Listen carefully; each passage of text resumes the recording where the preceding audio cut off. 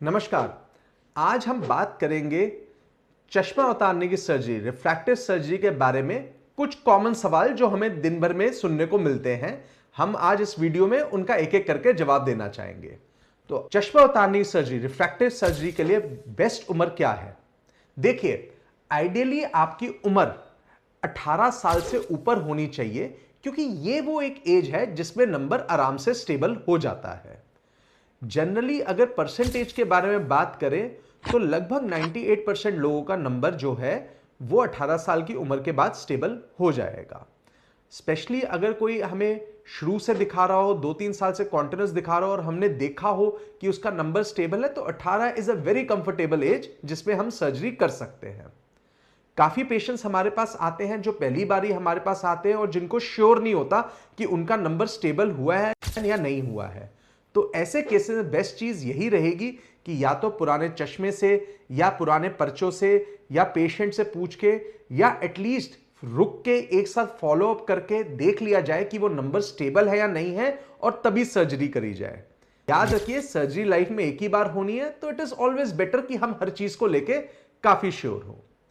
Preferred तरीके में हम बोले तो यूजली 21 साल की उम्र के बाद हम चेक नहीं करते हैं, नंबर स्टेबल होते हैं, एक्सेप्ट जिनके नंबर बहुत हाई पावर्स में हो, -10, 11, 12, 13, उनमें हमें इंश्योर करना पड़ता है कि नंबर में कोई एक्सेसिव फ्लक्चुएशन ना हो। अगर आपका नंबर स्टेबल है, अगर आपकी उम्र 18 है, तो आप आराम से सर्जरी करा सकते हैं। क्या चश्मा उतारने की सर्जरी सेफ है? जी हां, चश्मा उतारने की सर्जरी काफी सेफ सर्जरी है। इनफैक्ट दुनिया भर में शायद सबसे कॉमनली परफॉर्म सर्जरी यही है। इंपॉर्टेंट बात यह नहीं होती कि सर्जरी सेफ है या नहीं है, इंपॉर्टेंट बात यह है क्या सर्जरी आपकी आंख के लिए सेफ है या नहीं है। आप कहीं भी ये ऑपरेशन कराने जाएंगे तो डिटेल में आपको चेकअप कराने की जरूरत पड़ेगी। आपकी आंख में नंबर देखा जाएगा कितना है, आपकी आंख का गहन तरीके से जांच होगी जो डॉक्टर अपनी मशीनों पे बैठ के देखेगा। मोस्ट इंपॉर्टेंटली आपकी पुतली कॉर्निया की थिकनेस और उसकी शेप देखी जाएगी। पेंटाकैम नाम का एक टेस्ट है जो इसमें गोल्ड स्टैंडर्ड माना जाता है, जहां पर पुतली की शेप और थिकनेस देख के यह डिसाइड करा जाता है कि क्या यह पुतली आराम से सर्जरी के लिए उपयुक्त है या नहीं है, क्या यह कॉर्निया में आराम से हम सर्जरी करके अच्छा रिजल्ट दे सकते हैं, कोई कमी तो नहीं है या कोई छुपी हुई बीमारी तो नहीं है। इसके अलावा आपके डॉक्टर्स जो हैं अपनी जांच के दौरान आंख में ड्राइनेस के लिए भी चेक करेंगे, आंख के पर्दे को भी चेक करेंगे, देखने के लिए कहीं और कोई कमी चीज तो नहीं है। अगर आप सर्जिकली हर पैरामीटर पे फिट आते हैं तो आपके लिए काफी सेफ सर्जरी है। क्या चश्मा उतारने की सर्जरी पेनफुल होती है? नहीं, चश्मा उतारने की सर्जरी आंख की बाकी सर्जरियों के साथ टोटली पेनलेस होती है। आपको सर्जरी के दौरान एनेस्थेटाइज सुन करा जाता है केवल ड्रॉप से। क्योंकि ये सर्जरी आंख की सरफेस में ही होती है, तो सुनपन का इतना अच्छा इफेक्ट होता है कि किसी मरीज को कुछ पता ही नहीं चलता, दर्द कहीं नहीं होता है। काफी बार अपने डर से, अपने जोश में हम ही जोर लगा रहे होते हैं, पेशेंट ही जोर लगा रहा होता है, जिससे थोड़ा बहुत दबाव आ सकता है। याद रखिए, किसी भी सर्जरी के दौरान, चाहे आप लेसिक कराएं, चाहे आप स्माइल कराएं, चाहे आप PRK कराएं, सर्जरी के दौरान कोई दिक्कत नहीं होती है। सर्जरी के बाद लेसिक और स्माइल में लगभग 2 से 6 घंटा आंख में थोड़ा बहुत रड़क चुभन रह सकता है, बट दर्द तब भी नहीं होता है। PRK सर्जरी में लगभग 2-3 दिन लग जाते हैं रिकवरी में, जहां पर कुछ लोगों को एक्सेसिव रड़क चुभन पानी रह सकता है जो वो पेन की तरह भी परसीव कर सकते हैं। बट बाकी दोनों सर्जरीज जो होती है वो काफी कंफर्टेबली ही हो जाती हैं।